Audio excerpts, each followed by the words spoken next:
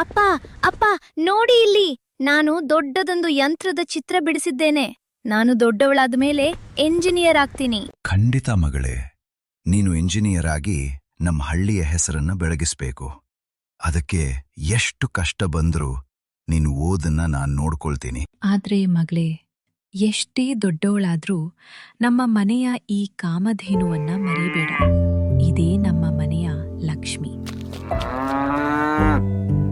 ನೋಡು ಮಗಳೇ, ಈ ಹಳ್ಳಿಯಲ್ಲಿ ನಮಗೆ ಸಿಗದ ಅವಕಾಶಗಳು ನಿನಗ್ ಸಿಗಲಿ ಅಂತ ನಿನ್ನನ್ನ ಪೇಟೆ ಕಳಿಸ್ತಿದ್ದೀನಿ. ಅಲ್ಲಿನ ಗಾಳಿ ಬೆಳಕು ನಿನ್ನನ್ನ ಬದಲಿಸಬಾರ್ದು. ಹುಷಾರಾಗಿರೋ. ಓದಿನ ಮಧ್ಯೆ ಊಟ ಮರಿಬೇಡ ಸ್ನೇಹ. ಇನ್ನ ಮೇಲೆ ನಮಗೆ ತುಂಬಾ ನಂಬಿಕೆ ಇದೆ.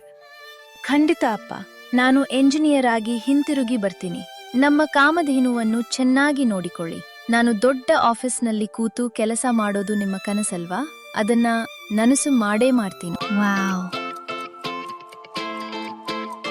4 ವರ್ಷಗಳು, ಪ್ರತಿದಿನ ಅದೇ ಕೋಡಿಂಗ್, ಅದೇ ಡೇಟಾ. ಈ ಎಸಿ ಗಾಳಿ ಕುಡಿದು ಶ್ವಾಸಕೋಶಕ್ಕೂ ಹಳ್ಳಿಯ ಮಣ್ಣಿನ ವಾಸನೆ ಮರೆತು ಹೋಗಿದೆ. ಹಣವೇನೋ ಬರ್ತಿದೆ, ಆದ್ರೆ ನೆಮ್ಮದಿ ಎಲ್ಲಿದೆ? ಮಗಳೇ, ಈ ವರ್ಷನೂ ಯುಗಾದಿಗೆ ಬರಲ್ವಾ? ನಿನ್ನ ಕಾಮಧೇನು ಚೆನ್ನಾಗಿ ದಪ್ಪ ಆಗಿದೆ. ಆದ್ರೆ ದಿನಾ ನಿನ್ನ ಹಾದಿ ಕಾಯ್ತಾ ನಿಂತಿರುತ್ತೆ ಕಣಮ್ಮ. ಇಲ್ಲಮ್ಮ, ಈ ವಾರ ದೊಡ್ಡ ಪ್ರಾಜೆಕ್ಟ್ ರಿಲೀಸ್ ಇದೆ. ಅಪ್ನ ಆರೋಗ್ಯ ನೋಡ್ಕೊಮ್ಮ. ಟೀಮ್, ಹೊಸ ಎಐ ಮಾಡೆಲ್ ಬಂದಿದ್ರಿಂದ ಕಂಪನಿ ಸುಮಾರು 30% ಸ್ಟಾಫ್ನ ಕಡಿಮೆ ಮಾಡೋ ನಿರ್ಧಾರ ತೆಗೆದುಕೊಂಡಿದೆ. ರಾಹುಲ್, ಪ್ರಿಯಾ, ದಯವಿಟ್ಟು ನಿಮ್ ಡೆಸ್ಕ್ ಕ್ಲಿಯರ್ ಮಾಡಿ. ಇದು ಅನ್ಯಾಯ. ಸ್ನೇಹ, ರಾಹುಲ್, ಪ್ರಿಯಾ ಅವರ ಎಲ್ಲಾ ಪ್ರಾಜೆಕ್ಟ್ಗಳನ್ನ ಈಗ ನೀನೇ ನೋಡ್ಕೋಬೇಕು. ಈ ತಿಂಗಳ ಅಂತ್ಯದೊಳಗೆ ಇವೆಲ್ಲ ಮುಗಿಸ್ಬೇಕು. ಆದ್ರೆ ಸರ್, ಇದು 3 ಜನರ ಕೆಲಸ. ನನಗೆ ಒಬ್ಬಳಿಗೆ ಇದನ್ನು ಮಾಡೋದು ಅಸಾಧ್ಯ. ಇದು ಕಂಪನಿಯ ನಿರ್ಧಾರ ಸ್ನೇಹ. ಬೇಕಾದ್ರೆ ಶನಿವಾರ ಭಾನುವಾರವೂ ಕೆಲಸ ಮಾಡು. ನನಗೆ ಫಲಿತಾಂಶ ಮಾತ್ರ ಮುಖ್ಯ.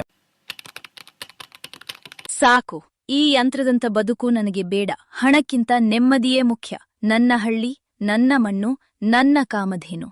ಅಲ್ಲೇ ನಾನು ನಿಜವಾಗಿ ಮನುಷ್ಯಲಾಗಿ ಬದುಕಬಹುದು. ಮಗಳೇ, ಏನಿದು ಹಠಾತ್ ಬಂದ್ಬಿಟ್ಟೆ? ಬ್ಯಾಗ್ ಕೂಡ ತಂದಿದ್ದೀಯಾ? ಕೆಲ್ಸಕ್ ರಜೆ ಸಿಕ್ತಾ? ಇಲ್ಲ ಏನಾದ್ರೂ ತೊಂದ್ರೆ ಆಯ್ತಾ? ಇಲ್ಲ ಅಪ್ಪ, ಯಾವ ತೊಂದರೆಯೂ ಇಲ್ಲ. ಬದಲಿಗೆ ಈಗಷ್ಟೇ ನನಗೆ ಸರಿಯಾದ ದಾರಿ ಸಿಕ್ಕಂತಾಗಿದೆ. ಆ ನಗರದಲ್ಲಿ, ಆ ಗಾಜಿನ ಆಫೀಸ್ಗಳಲ್ಲಿ ಮನುಷ್ಯರಿಗಿಂತ ಯಂತ್ರಗಳೇ ಜಾಸ್ತಿ ಆಗ್ಬಿಟ್ಟಿವೆ ಅಪ್ಪ. ನನ್ನ ಕಣ್ಣ ಮುಂದೆಲೇ ಫ್ರೆಂಡ್ಸ್ ಕೆಲಸ ಕಳಿಸ್ಕೊಂಡು ಬೀದಿಗೆ ಬರುತ್ತಾ ಇದ್ದದ್ದು ನೋಡಕ್ಕೆ ನನ್ನಿಂದ ಆಗ್ಲಿಲ್ಲ ಅಪ್ಪ.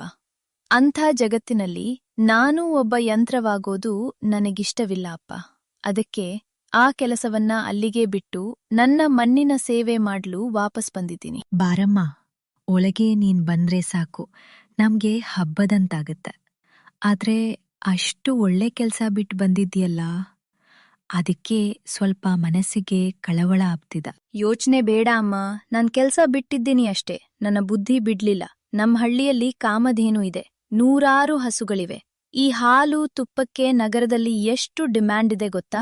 ನಾನ್ ಕಲಿತ ಎಐ ಜ್ಞಾನವನ್ನು ಬಳಸಿಕೊಂಡು ನಮ್ಮ ಹಳ್ಳಿಯನ್ನೇ ಒಂದು ದೊಡ್ಡ ಉದ್ಯಮ ಕೇಂದ್ರ ಮಾಡ್ತೀನಿ ಅಮ್ಮ. ನೋಡಿಯಪ್ಪ, ಈ ಆಪ್ ಮೂಲಕ ಜನರು ನೇರವಾಗಿ ನಮ್ಮ ಹಟ್ಟಿಯಿಂದಲೇ ಹಾಲು, ತುಪ್ಪ, ಗೋಮೂತ್ರದ ಅರಕ್ಗಳನ್ನು ಬುಕ್ ಮಾಡಬಹುದು. ಮಧ್ಯವರ್ತಿಗಳ ಕಾಟವೇ ಇಲ್ಲ. ಬೆಲೆಯೂ ನಮಗೆ ಸರಿಯಾಗಿ ಸಿಗುತ್ತೆ. ಮತ್ತೆ ಎಐ ಬಳಸಿ ಗ್ರಾಹಕರಿಗೆ ನಮ್ಮ ಉತ್ಪನ್ನಗಳ ಗುಣಮಟ್ಟದ ರಿಪೋರ್ಟ್ ಕೂಡ ಡೈರೆಕ್ಟ್ ಆಗಿ ಕಳಿಸಬಹುದು. ನೋಡಿಯಪ್ಪ, ನಾನು ಕಲಿತ ಎಐ ತಂತ್ರಜ್ಞಾನ ಬಳಸಿ ಈಗ ನಮ್ಮ ಹಳ್ಳಿಯ ಹಾಲಿನ ಉತ್ಪನ್ನಗಳು ಲಂಡನ್, ಅಮೆರಿಕದವರೆಗೂ ರಫ್ತು ಆಗ್ತಿವೆ. ಈ ಸಾಫ್ಟ್ವೇರ್ ಏನ್ ಮಾಡುತ್ತೆ ಅಂದ್ರೆ, ನಮ್ಮ ಹಾಲಿನ ಶುದ್ಧತೆಯನ್ನ ಪ್ರತಿ ಹಂತದಲ್ಲೂ ಚೆಕ್ ಮಾಡುತ್ತೆ. ತಂತ್ರಜ್ಞಾನ ಪ್ರಕೃತಿಯ ಜೊತೆ ಇದ್ದಾಗ ಮಾತ್ರ ನಿಜವಾದ ಸುಸ್ಥಿರ ಅಭಿವೃದ್ಧಿ ಸಾಧ್ಯ ಅಪ್ಪ. ನಗರದಲ್ಲಿ ಕೆಲ್ಸ ಹೋದಾಗ ನೀನು ಸೋತು ಬಂದೆ ಅಂದುಕೊಂಡಿದ್ದೆ ಮಗಳೇ. ಆದರೆ ನೀನು ಆ ತಂತ್ರಜ್ಞಾನವನ್ನೇ ನಮ್ಮ ಮಣ್ಣಿನ ಸೇವೆಗೆ ಬಳಸ್ಕೊಂಡು ಇಡೀ ಹಳ್ಳಿಯ ಬದುಕನ್ನೇ ಬದಲಿಸ್ಬಿಟ್ಟೆ. ಹೌದಲ್ವೇ? ನಮ್ಮ ಮಗಳು ಬರೀ ಎಂಜಿನಿಯರ್ ಆಗಿ ಉಳಿಯಲಿಲ್ಲ, ಇಡೀ ಹಳ್ಳಿಯ ಹೆಣ್ಣು ಮಕ್ಕಳಿಗೆ ಒಂದು ದೊಡ್ಡ ಮಾದರಿಯಾದಳು. ಈಗ ಈ ಹಳ್ಳಿಯ ಯಾವ ಹುಡುಗಿಗೂ ಕೆಲಸಕ್ಕಾಗಿ ಊರು ಬಿಟ್ಟು ಪೇಟೆಗೆ ಹೋಗೋ ಅಗತ್ಯವೇ ಇಲ್ಲ. ಎಲ್ಲರಿಗೂ ಇಲ್ಲೇ ದಾರಿ ತೋರಿಸ್ಬಿಟ್ಟಾಳೆ ನಮ್ಮ ಮಗಳು. ಧನ್ಯವಾದಗಳು ಸ್ನೇಹ ಅಕ್ಕ. ನೀವು ನಮ್ಗೆ ನಮ್ಮ ಹಳ್ಳಿಯಲ್ಲೇ ಗೌರವದಿಂದ ಬದುಕೋ ದಾರಿ ತೋರಿಸಿದ್ದೀರಿ. ಬುದ್ಧಿವಂತಿಕೆ ಮತ್ತು ತಂತ್ರಜ್ಞಾನವು ಕೇವಲ ನಗರದ ಗಾಜಿನ ಕಟ್ಟಡಗಳಿಗೆ ಸೀಮಿತವಾಗಬಾರದು. ಅದು ನಮ್ಮ ಮಣ್ಣಿನ ಸಂಸ್ಕೃತಿಯನ್ನು ಆಧುನೀಕರಿಸಲು ಬಳಕೆಯಾದಾಗ ಮಾತ್ರ ನಿಜವಾದ ಕ್ರಾಂತಿ ಉಂಟಾಗುತ್ತದೆ.